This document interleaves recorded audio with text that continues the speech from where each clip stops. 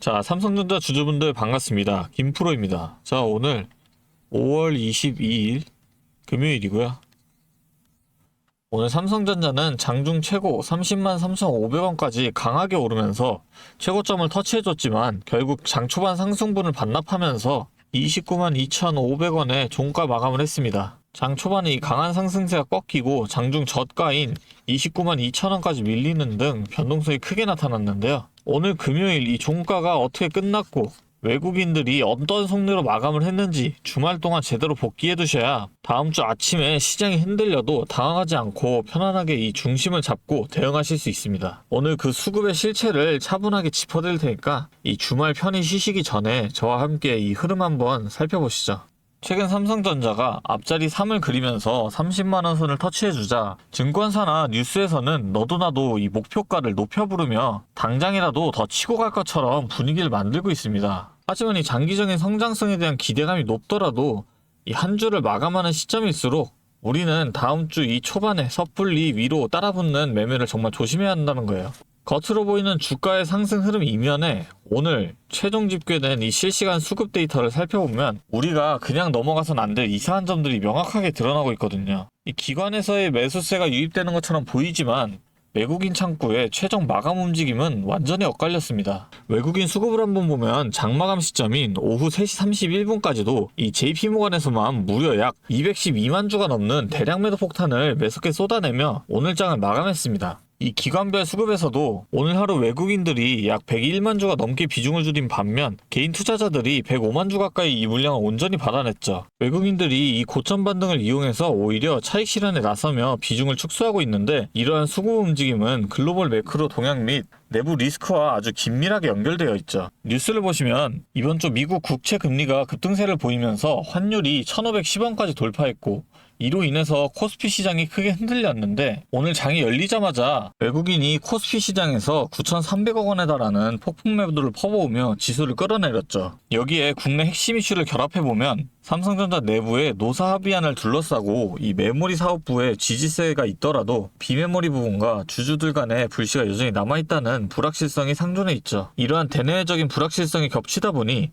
외국계 자금은 추가적인 공격적인 매수보다 철저히 이 리스크 관리를 최우선으로 두며 물량을 강하게 조절한 채 한 주를 마무리했다는 겁니다. 그렇다면 세력들은 왜 굳이 이번 주 마지막 거래일에 이 역사적인 고점 자리에서 이러한 매도 움직임을 보였을까요? 최근 주가가 20만원대 초반에서 30만원 선까지 쉴 새 없이 빠르게 올라왔던 만큼 이 단기적으로 쌓인 차익 실현 욕구와 상단에 있는 매물 소화 테스트를 주말 전에 끝내두려고 하는 것입니다. 증권가의 낙관적인 리포트와 이 30만 전자 돌파 뉴스를 보고 유입되는 매수세를 출구 삼아서 이 외국인 주체들은 자신들이 밑에서 저가 매집했던 물량 중 상당 부분을 분산시키며 포트폴리오를 재조정하고 다음 주로 넘어가려 한다는 거예요. 현재 5일 이평선은 28만 4,600원 부근에 자리를 잡았고 11선은 28만 3,400원 선에서 자리를 잡고 있는데 오늘 장중 최고점인 30만 3,500원을 찍고 29만 2천원까지 크게 밀리며 윗꼬리가 길게 달린 음봉 캔들이 연출되었지만 다행히 아래로 5일선과 11선이 버티고 있는 지지선은 무너지지 않은 채 금요일장을 마감한 상태죠.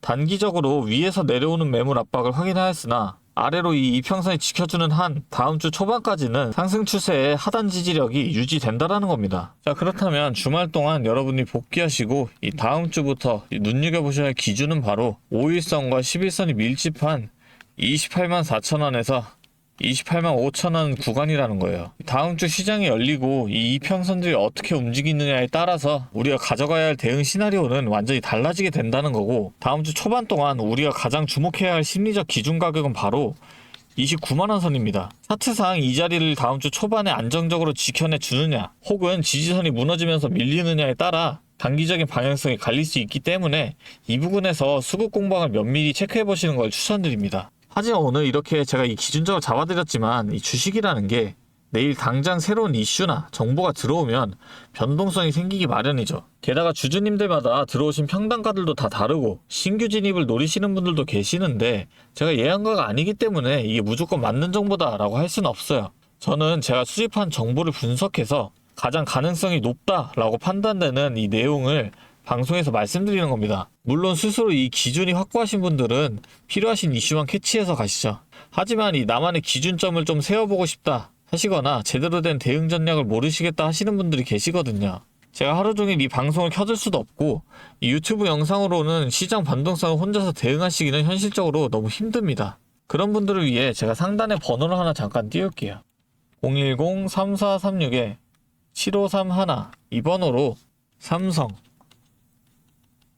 평단가 있으신 분들은 평단가까지 같이 적어서 문자 보내주세요. 그럼 제가 빠르게 확인한 뒤에 불필요하고 복잡한 설명 모두 빼고 우리 주주님들이 현재 보유하신 평단가에 맞춰서 이 기준점과 대응 시나리오를 공유해드리겠습니다. 제가 또 이렇게 도와드린다고 말씀드린 이유는 저 또한 이 과거에 여러분과 똑같이 이 막막함을 많이 겪어봤기 때문인데요. 2022년에 이 금리 인상으로 인해서 시장 전체가 크게 하락했던 시기 다들 기억하실 겁니다. 당시 저도 직장생활 하면서 틈틈이 이 주식을 했었었는데 회의실 구석이나 화장실에서 몰래 스마트폰으로 계좌 계속 보면서 한숨만 쉬었던 날들이 정말 많았는데 이게 우량주니까 시간 지나면 알아서 회복되겠지라고 생각하면서 버텼었는데 확실한 이 기준조차 없으니까 계좌 손실은 커지고 일상생활조차 집중하기 어려울 만큼 스트레스가 정말 심했습니다. 자, 그런데 이때 어떤 주식이 먼저 올랐는지 기억하시나요? 처음엔 다들 아시는 것처럼 뭐 로봇이 된다 아니 뭐 AI가 뜬다 하면서 대기업 투자 뉴스에 그런데 전 오히려 남들이 다 그런 뉴스에만 관심 가질 때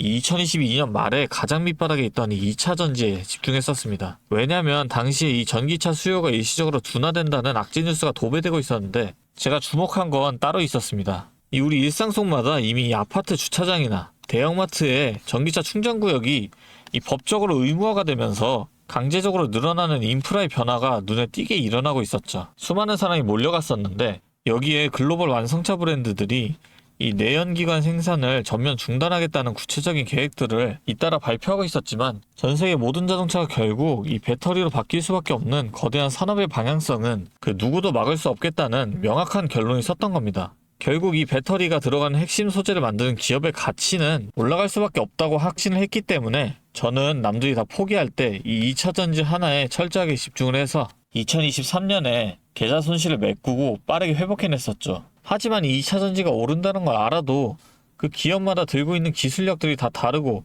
주가가 흔들리는 이 등락폭도 전부 다를 수밖에 없잖아요. 그래서 제가 평소에도 이 기업에 대한 분석과 가치를 좀 판단하고 진입을 하셔야 한다라고 말씀을 드리는 겁니다. 지금 이 영상 보시면서 어떻게 해야 할지 걱정하시는 분들의 마음 저 너무나도 잘 알고 있습니다. 여러분들만큼은 제가 겪었던 이 시행착오를 좀 피하셨으면 합니다. 네, 다시 한번 말씀드릴게요. 010-3436-7531 여기로 삼성 평단가 있으신 분들은 평단가까지 같이 적어서 보내주세요. 제가 이 문자 확인한 후에 여러분 당장 다음 주에 명확한 대응 이어나가실 수 있도록 도와드리겠습니다.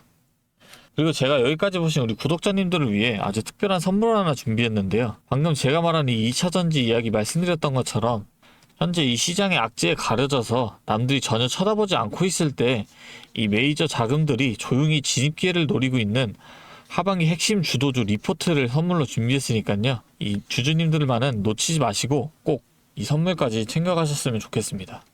자, 오늘 제가 준비한 선물은 요즘 굉장히 핫한 이 AI와 관련된 종목인데요. 자, 그런데 이 AI가 사용되는 곳이 굉장히 또 많고 용량도 크다 보니까 전기가 부족해져서 이 전력난이 상당히 심각하다는 겁니다. 이게 어느 정도냐면 이 데이터 센터가 쓰는 전기량이 우리나라 전체 사용량의 2배가 넘는다는 거죠. 그래서 이 데이터 센터 기업들이 가장 먼저 해결해야 하는 숙제가 바로 이 전력난을 해결하는 겁니다.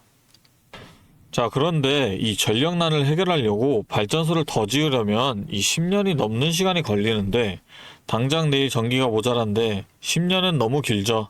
그래서 오늘 가져온 게 가상발전소인데요.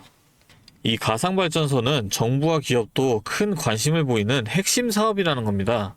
그러면 이 가상발전소는 뭘까요?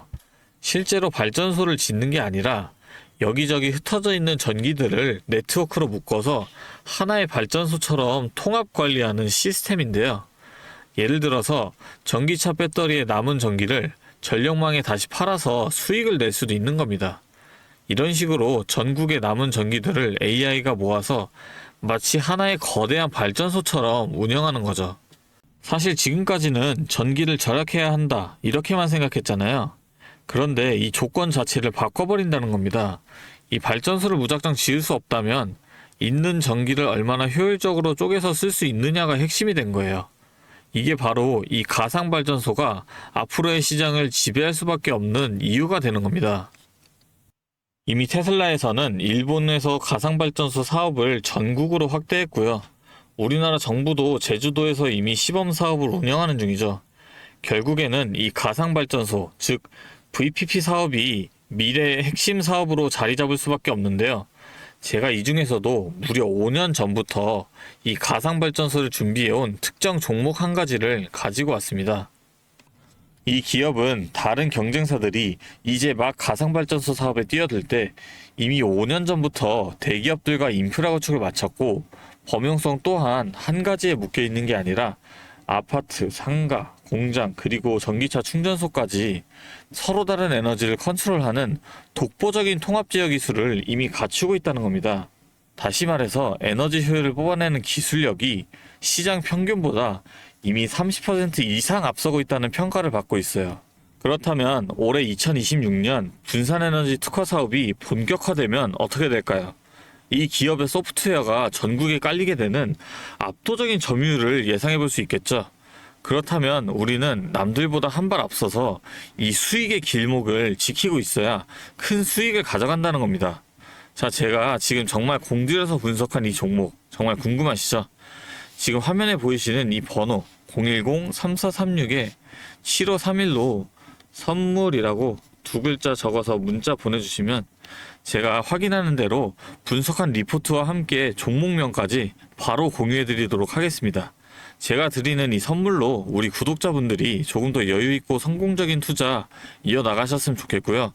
지금까지 긴 영상 시청해주셔서 감사합니다. 김프로였습니다.